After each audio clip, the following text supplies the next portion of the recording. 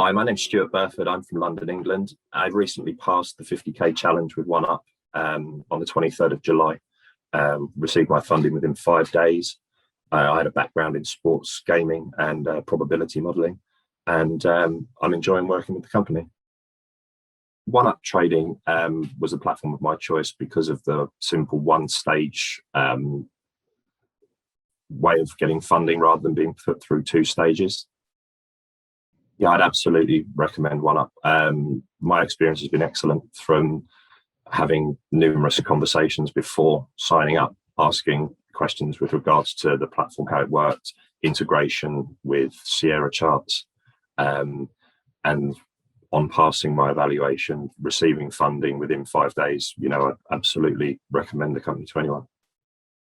When I've had to use the support service of OneUp, I've received instant response, and if I haven't been able to get a perfect answer there and then, they've been excellent and got back to me really rapidly with a really quick and concise answer.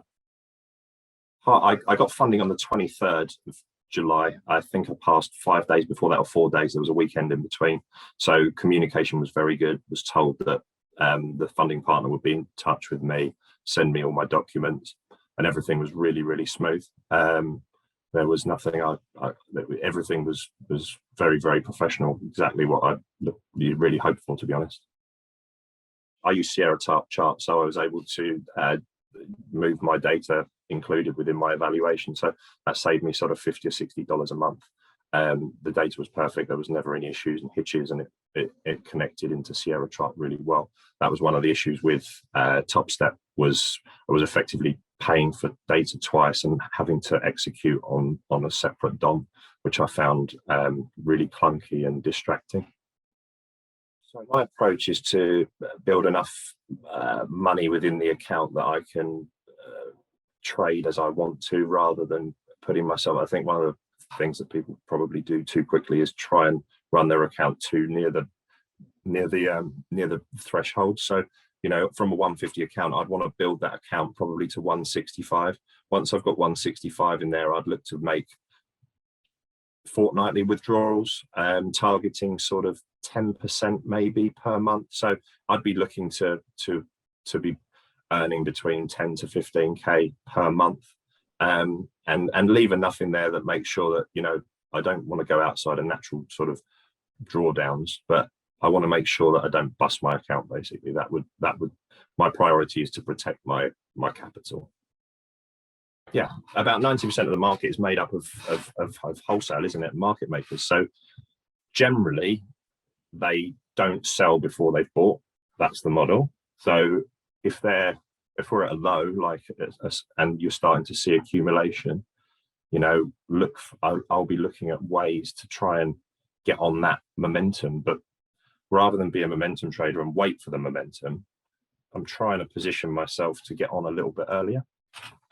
So you can then add to the position rather than wait for the break and then everyone just piles in at the wrong time. I'm trying to sort of position myself for a break to the upside, or once that high has been reached and we start to distribute, to try and, for wholesale, and try and take it a bit lower.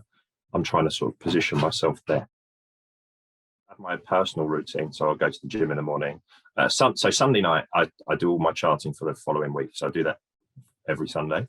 And then Monday, go to the gym. And then what I'll do is I will come in.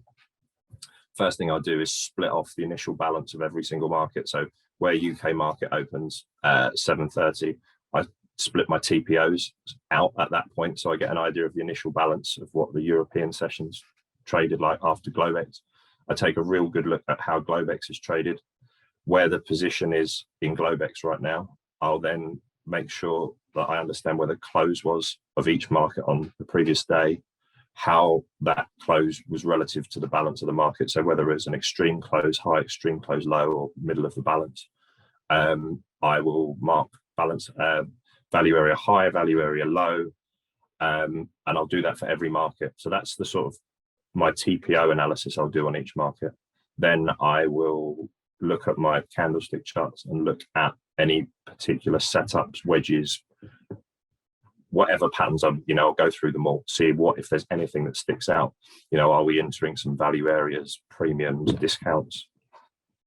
And then I will plan out what I'm expecting to see. So if there's a big delta in the market and there'll be a position, you know, what I really like a delta unwind trade. So if I'm looking at a market where there's a strong delta position in the market and there's an inflection point where that will need to unwind, I'll make a note of that for each market. So I do that for every single market, and I really, you know, it tries to keep me out of just getting drawn into stuff in the day. I just want to have an idea of areas that I want to get involved in, areas that I don't. From my personal experience, I've found that once I've been working with a partner, my trading has improved due to the fact that I'm able to concentrate on my trading rather than specifically looking at, you know, scared money doesn't make any money. That's how I see it. If I was going to say to someone, try and pass the evaluation like you want to pass your trade, it like you'd want to trade, because I think sometimes you can carry over a little bit of, because obviously you can use a little bit more money in the evaluation before you're scaling up. And I think that probably was one mistake that I took forward, was I didn't carry, I should have used a little less money and traded a little bit more, rather than you sort of, because you can use the maximum amount of contracts, you tend to have that in your mind. And I think to become a better trader, you should try and use a little bit less money at first and be able to be objective about the trades. Because I think when you've got a very tight sort of, what do you call it, a drawdown, you can get into a position and you're all looking at the P&L more than the trade, because you think, oh, if this goes wrong, I've got a problem. So I think that's the one thing I'd say is, and I'm going to do moving into the 150K account, is be a bit more process driven and use a bit less money.